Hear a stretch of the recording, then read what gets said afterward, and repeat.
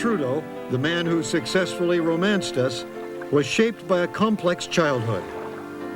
His English-Canadian mother, Grace Elliott, was refined, frugal, and reserved.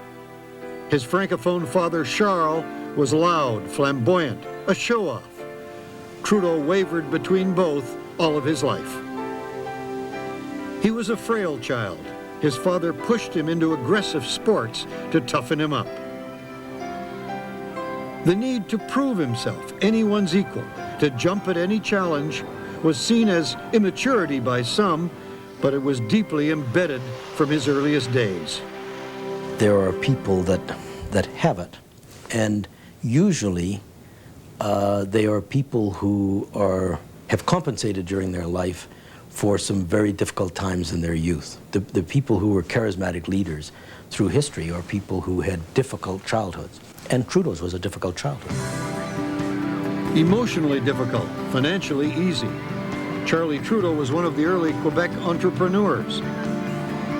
He made a fortune from gas stations. The wealth brought trips to Europe and a 16mm movie camera to record the family's adventures. Charlie, a ladies' man, flew high with a circle of hard-drinking cronies.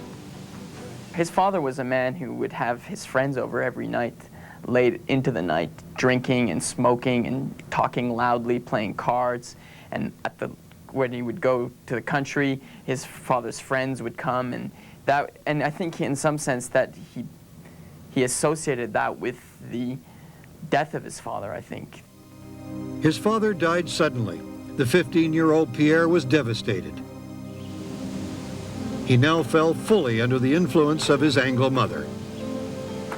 His mom, I think from what we can gather, he speaks of her in, I guess with such respect and awe.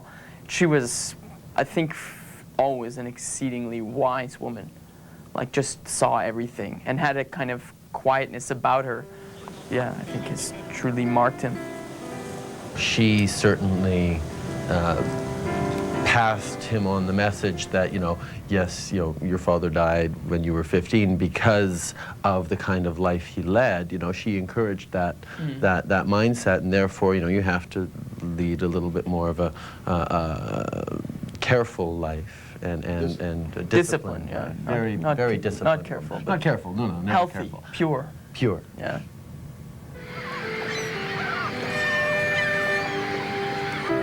With a multi-million-dollar fortune behind him, young Pierre traveled the world, immersing himself in culture and politics, and learning to hide himself behind a series of masks, an actor never revealing himself. He was free, he was rich, he likes sports, he likes life. He could have, lived a very easy life. He didn't. The smart, rich kid had grown into the prime minister we wanted, the first Canadian politician to have groupies. Yesterday at your press conference, I asked you whether there's some way you might, whether you might be able to channel enthusiasm of young children. There's two now, you see. Yeah, and I told you I'd have to answer that in due course. Like us, he was feeling exuberant.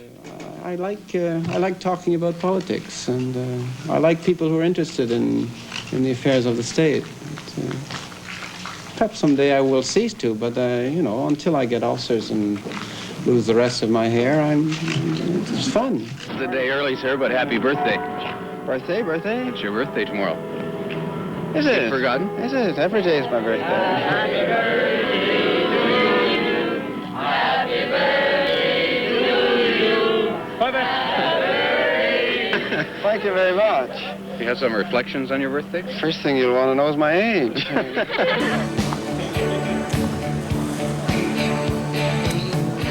He was having the time of his life, and we were happy to go along for the ride. But he took his fun image seriously. The 1968 Grey Cup. He had practiced for the ceremonial kickoff with a staff member who was a former football player. He's back a good 8 or 9 yards from there. Here we go. A squibber into the herd of photographers. But it didn't matter. He could do no wrong. We were still on the honeymoon. Very, very colorful. All of a sudden, here was a guy who was different enough, classy enough, intelligent enough, strong, athletic, witty, good-looking in an interesting sort of way. All of these things that allowed Canadians to say, not just us, but in our representation, in our face to the world, we're first class. And the whole world seemed to be admiring our guy. We've never met any political leaders before. This is the first one. And let me say that if all politicians were like Mr. Trudeau, there would be world peace. You don't know how lucky you are in Canada. But it wasn't peace and love in Quebec. Violence was escalating. Quebec's ultra-nationalists wanted independence. They were led by another canny democratic idealist, René Lévesque. So, Quebec will take over more and more. What does Quebec want? More, you know. He would become Trudeau's lifelong foe. The struggle over Quebec was more and more shaping our politics. Trudeau scorned the separatists. He saw them as narrow and fearful. His philosophy, certainly as he passed it on to us, has always been, you know, Quebecers are better than the rest of Canada because, you know, we're Quebecers or whatever. I mean, this idea that we have bilingual, you know, a lot more of us are bilingual, bicultural, there's a lot more awareness of the rest, and that's a richness. Who's to say that we should need special protection or special deals or special, you know, allowances that make us protected? None of that mattered to terrorists. In October 1970, a British diplomat was kidnapped, a Quebec cabinet minister murdered by members of the Quebec Liberation Front.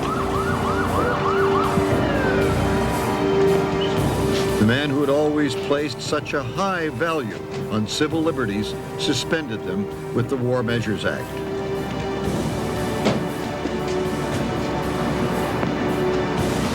Separatist sympathizers were rounded up.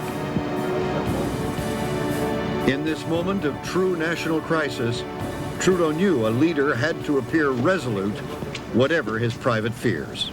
Sir, what is it with all these guns around here? Haven't you noticed? Yeah, I've noticed some. I wonder, you people decided to have them. What's your worry? I'm not worried, but you So if seem you're to not be. worried, what's your... I know where I'm worried about living in a town that's full of people with guns running around in it. Are you? Have they done anything to you? Have they pushed you around or anything? They've pushed around friends of mine, Yeah? What were your friends doing? trying to take pictures of them. Aha. Is that against the law?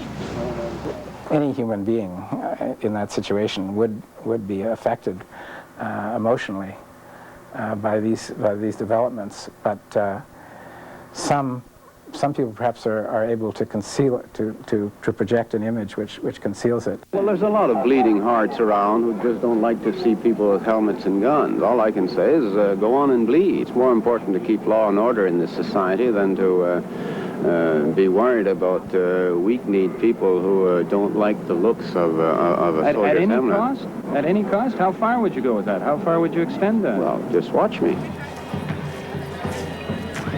Our eyes were on Trudeau. He would give us the performance of a lifetime, complete with Hollywood guest stars and a surprise plot twist.